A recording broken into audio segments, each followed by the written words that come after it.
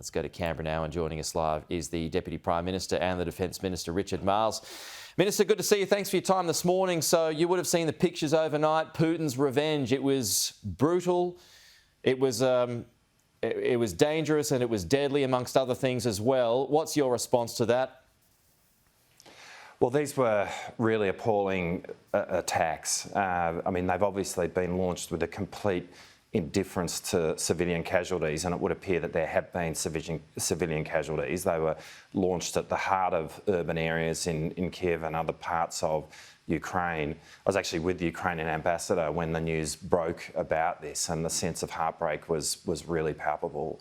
And I think what it says is what we've known, which is that this is a conflict which is going to be protracted, and that we need to be making sure that we are supporting Ukraine over the long term, so that we're putting them in a position where they can actually resolve this conflict, end it on their own terms. We have already been generous in our response, but as you point out there rightly, the war's not nearing an end. Will you commit more hardware? And would you even consider sending military personnel to Europe to train new recruits? Well, we're talking with Ukraine about the best ways in which we can support them over the long term. There is an enormous sense of gratitude about the support that we've already committed, and through Bushmasters and through other hardware, and the Ukrainian ambassador was very keen to make that point. But we do understand that this isn't going to end anytime soon. And our objective, and I think that the objective of those countries supporting Ukraine, is to make sure that Ukraine is in a position to resolve the end of this conflict on its own terms, because the unprovoked aggression of Russia against Ukraine is just not a proposition that can be allowed to stand. And that means we need to be with Ukraine over the long term. So yes, we will be working up further support for Ukraine, and that's a conversation that we're having with him. Okay, so sending troops to train Ukrainian troops. Well, I mean, training is one of the measures that is being looked at. We're looking at a range of other ways in which we can provide support, but ultimately what we need to be doing is thinking about how we can. Minister.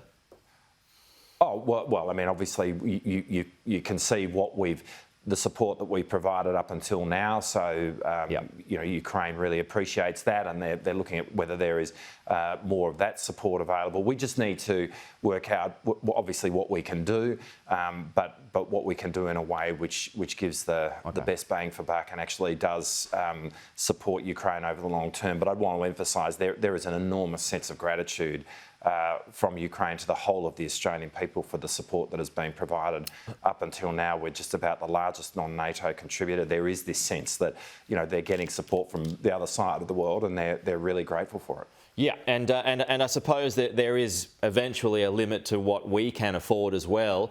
You mentioned yesterday that you inherited a defence procurement mess because the previous Labor government also trimmed spending, though. Have you got to share some of that blame as well? Oh, well, what we have inherited is 28 projects which are running at an accumulated total of 97 years over time, and that all happened under the former coalition government because they were asleep at the wheel. They were simply not managing our procurement budget. And it's not a surprise. They had 7 defence ministers over the course of 9 years. And if you're turning a defence minister over every 18 months, we shouldn't be surprised that there was absolutely no leadership being provided to defence from the government of the day, and that's why we're in the situation now. And the point that we're really making is that we are facing the need to have a growing defence budget over the medium to long term. That is a function of the strategic threat that the country faces, and so it's really important that that money is spent wisely, that we're not wasting it, and that we are getting the highest capability available to keep Australians safe. That's going to be our focus in the way in which we manage this budget. But what we saw over a decade is really negligence on the part of the former coalition government, and a government that was asleep at the wheel.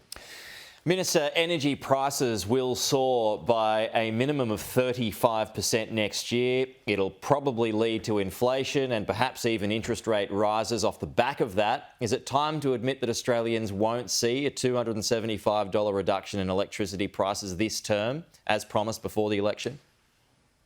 Well, the issue that we face again is the fact that over 10 years, there was 4 times as much dispatchable energy that came off the grid as was put onto it.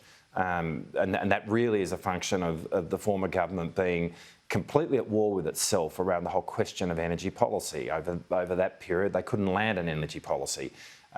We've changed that, Pete. You know, we've now got a settled energy policy in this country, and we've got it through the parliament. We are working with energy companies to deal with the immediate pressures in relation to energy prices, but we also have a plan going forward to upgrade the grid to allow more renewable energy to come online, and that will have the impact of reducing energy prices over that period of time. So are you still committed to that promise that people will see savings of $275? Well, we continue to stand by the modelling in relation to this, and the reason we do is because what's really that might not clear happen now though. It is might that not happen.